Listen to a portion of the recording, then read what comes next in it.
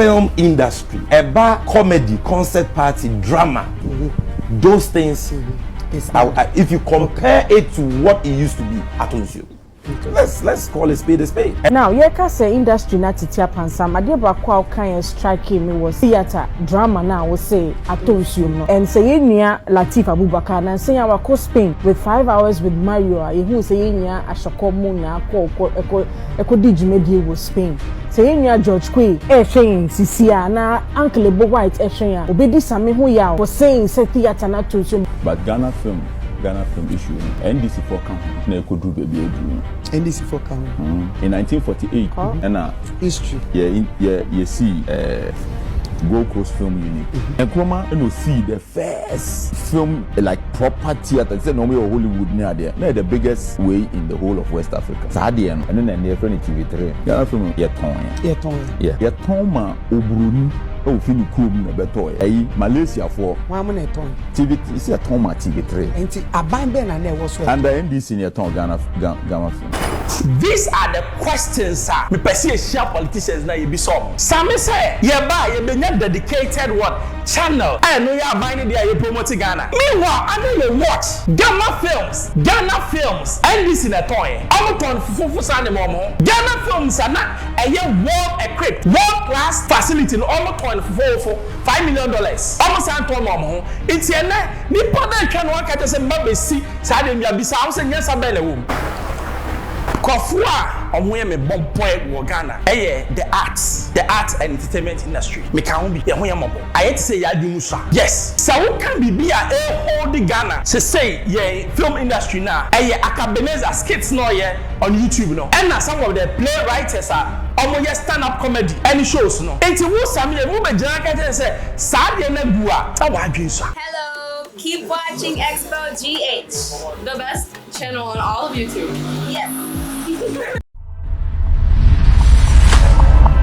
Mama kwa baba Xposed GH, but your family members, subscribe mama the tumpa na wonsa I can be Sammy Gyamfi sa kola na on the atro de wo fa no kwa wo kwagina UTV na nsem o kan ne de wo say omo ba dedicated channel na me the pass na A+ because A+ is a media player no we and A+ bisa na semi ye go timbra channel Ghana senior ye na wa ha ye di promote Ghana nyom ye di promote Ghana fashion ye di promote Ghana aduane things connected to tourism. Free to watch and you have to pay. Yes. That aspect of it is free.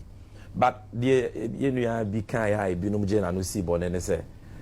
there will be a platform where you have special events. Okay. And you want to stream it through there. Of course you have to pay money. Maybe a program or UTV for family program live. So of course it will be subsidized because Sammy so TV channel anambwa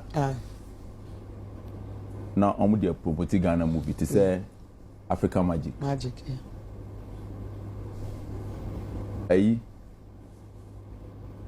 GBC area it is very easy to put this in there omaya there pa but Ghana film issue no NDC for can be na could do baby edu NDC for count in 1948 and history you see Gold Coast Film Unit and Kroma and see the first film like proper theater say no way Hollywood near there na the biggest way in the whole of West Africa Sadia no and then near friend TV3 no Ghana film yes ye ton ma obroni o fini kum na beto ye Malaysia for one minute ton TV is a ton ma TV3 enti aban be na na wo so and the NDC near ton Ghana film Ghana Film Company NDC for na ton ye okay omo ton no for $5 million $5 million yes okay na asase no kwa Afrikiko TV3 ho sa asase no kwa ye zan almost a ton so me gidi so almost ton ma sir ai unim ko fe dan oh me come to me court because on make some evidence and the men then about queer kind of want to make a catch a judge on jail me and the men can yellow cat and you know one casa no more ton the end mom it you know sir and only old man for no say Sammy Gyamfi will be take you over party. These are the questions, sir. Me perceive share politicians na you be some. Sammy say, ye ba ye be dedicated what channel. I know you are buying there you promote Ghana. Meanwhile, under your watch, Ghana films, NDC na toy. I'm ton fufu sane momo. Ghana films are not a year well equipped, world class facility. Almost ton fufu $5 million. Almost anton mom it's ene nipa na twa no aka say mba si sa de nwa bi sa say nyesa be na wom because ade na wo na say ye no what one man wo na wo be glass aka tell say we don't have a national channel but GTV ye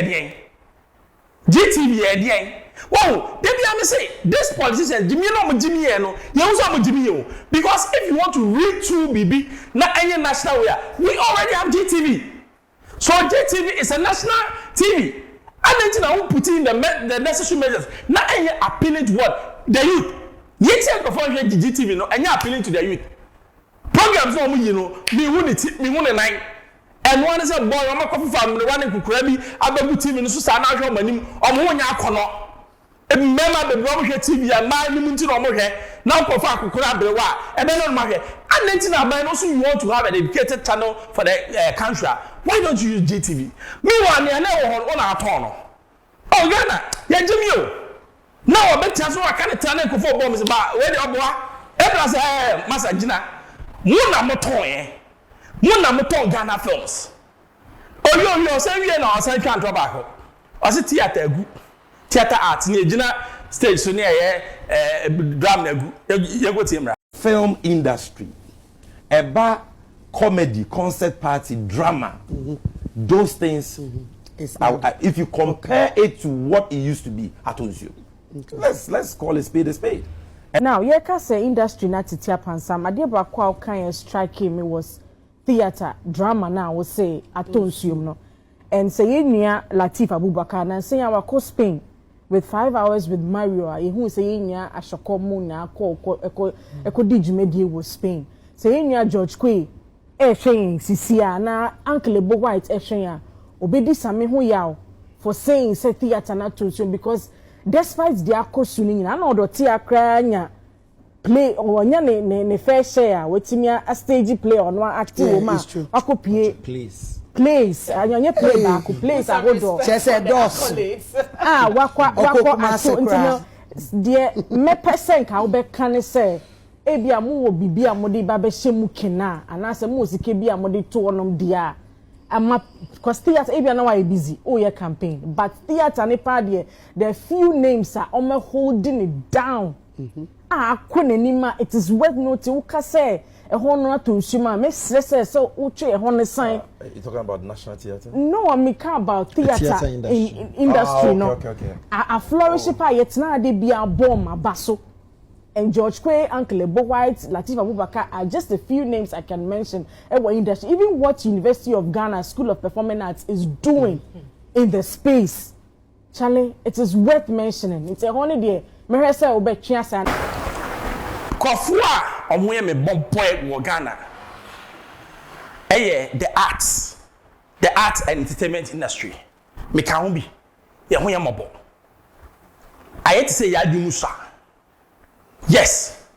So we can be a hold Ghana. Say ye film industry now. Academics skits no ye on YouTube no. And now some of the playwrights are almost stand-up comedy any shows no.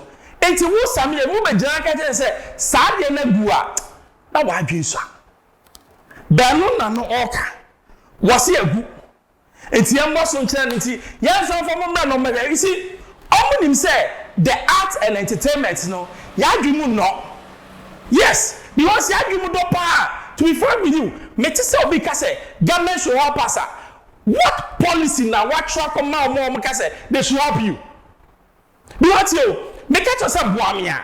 it means the more specific things I want you to do. Now, bisa obi oye enyum oye say one almost government about area by partner yamwao. 80 politicians who say you are doing shallow minded to kwasi assembly no moka. Because Sammy the national TV and I say it means on entertainment on arts and kwasi. Sabi Paul, what do you mention in sa? And then we will I didn't know what you mean. So how do I help you?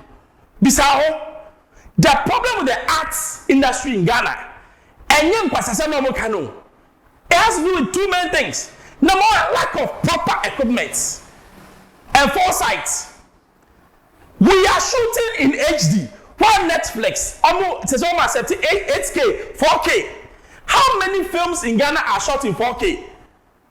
Number two, we don't have foresight because Nigeria for time now pen drive by now no more say a time will come. But that time now Ghanaians were still using CD producers no or baby go school to not only foresight no and the green industry no. The third one has to do with what we call storyline. You need storyline. Obi ba at ambassador na so really straight so me dey be able to do that. What I can't talk no. It is the industry no. These are the pertinent issues are affected, but ye bisa say a woman ye ni mo pa ye pe. Ye mo bo. Hi Xposed GHFM by Bruce. But also subscribe mami.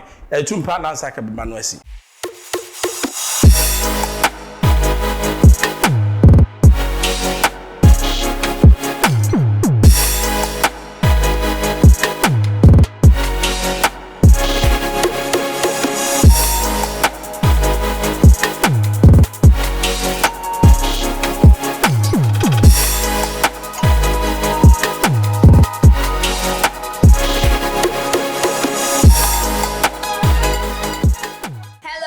Keep watching Xposed GH, the best channel on all of YouTube. Yes.